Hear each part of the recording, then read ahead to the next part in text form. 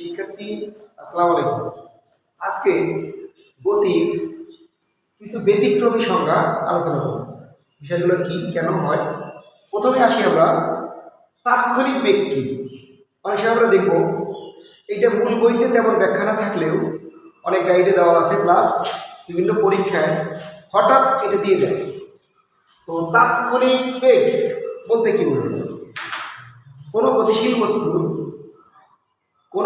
বস্তুর যে কোনো মুহূর্তের বেগকে মূলত তাৎক্ষণিক বেগ বলে।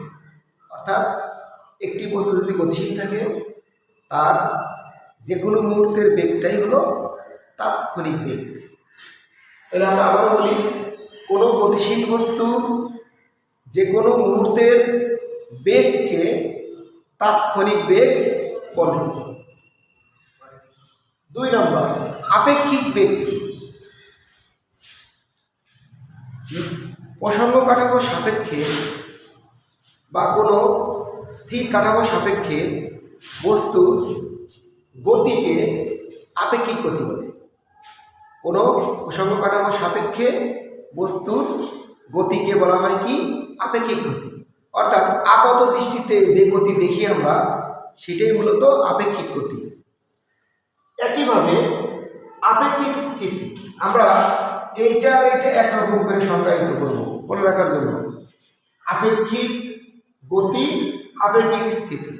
কোনো প্রসঙ্গ কাঠামো সাপেক্ষে যদি বস্তু স্থির বলে মনে হয় বা স্থির থাকে, চলমান না থাকে, তখন তাকে বলা হয় আপেক্ষিক স্থিতি। অর্থাৎ কোনো প্রসঙ্গ সাপেক্ষে সময় চলে যাচ্ছে কিন্তু বস্তুর অবস্থানের পরিবর্তন হচ্ছে না, এই মুহূর্তটাকে আমরা কি বলবো? আপেক্ষিক স্থিতি। তাহলে আবার বলি, কোনো প্রসঙ্গ কাঠামো সাপেক্ষে বস্তুর স্থিতিকে বলা হয় আপেক্ষিক স্থিতি। এখন আসি পরম গতি ও পরম স্থিতি। পরম গতি ও পরম স্থিতি। পরম গতি কি? প্রথমেই বুঝতে হবে পরম কথাটা অর্থ কি। যেটা চিরন্তন, ঘটবে, সার্বজনীন। এই সার্বজনীন বিষয়টা বিবেচনা করেই পরম কথাটা ব্যবহার করা হয়। অ্যাবসুলেট। তো এই ক্ষেত্রে সংজ্ঞার ক্ষেত্রে কি পরিবর্তন হতে পারে? আচ্ছা, এতক্ষণ কিন্তু আপেক্ষিক স্থিতি, আপেক্ষিক গতি আমরা বলছি কোনো প্রসঙ্গ কাঠামো, কিন্তু এখন পার্থক্যটা কোথায়? যখনই পরম কথাটা থাকবে তখন কাঠামোটা হবে সম্পূর্ণ নিশ্চল, যা জীবনে কখনো চলে নাই, চলবেও না। তাহলে সম্পূর্ণ নিশ্চল প্রসঙ্গ কাঠামো সাপেক্ষে কোনো বস্তুর গতিকে বলা হয় পরম গতি। আবার বলি, সম্পূর্ণ নিশ্চল প্রসঙ্গ কাঠামো সাপেক্ষে।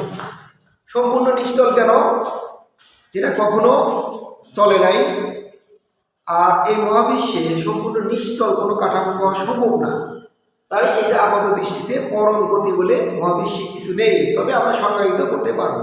অনুরূপভাবে সম্পূর্ণ নিশ্চল প্রসঙ্গ কাঠামো সাপেক্ষে বস্তুর স্থিতিকে বলা হয় পরম স্থিতি। কিন্তু পৃথিবী সৃষ্টির লগ্ন থেকে আমরা জানি পৃথিবী বা মহাবিশ্বের যে কোনো বস্তু চলমান থাকে বা চলমানশীল, গতিশীল। তাই সম্পূর্ণ নিশ্চল কোনো কাঠামো পাওয়া সম্ভব না। যদিও সংজ্ঞায় বলা হয় সম্পূর্ণ নিশ্চল প্রসঙ্গ কাঠামো সাপেক্ষে কোনো বস্তুর বা বস্তুর গতিকে পরম গতি এবং স্থিতিকে পরম স্থিতি বলে। তাই এখান থেকে একটি ব্যাখ্যা করতে পারি আমরা, এই মহাবিশ্বের সকল গতি আপেক্ষিক, সকল স্থিতি আপেক্ষিক, কোনো গতি পরম নয়, কোনো স্থিতি পরম নয়। অর্থাৎ কোনো গতি পরম হবে না, কোনো স্থিতি পরম হবে না, সকল গতি আপেক্ষিক, সকল স্থিতি আপেক্ষিক। Thank you. আজকে এই পর্যন্তই, ধন্যবাদ। না।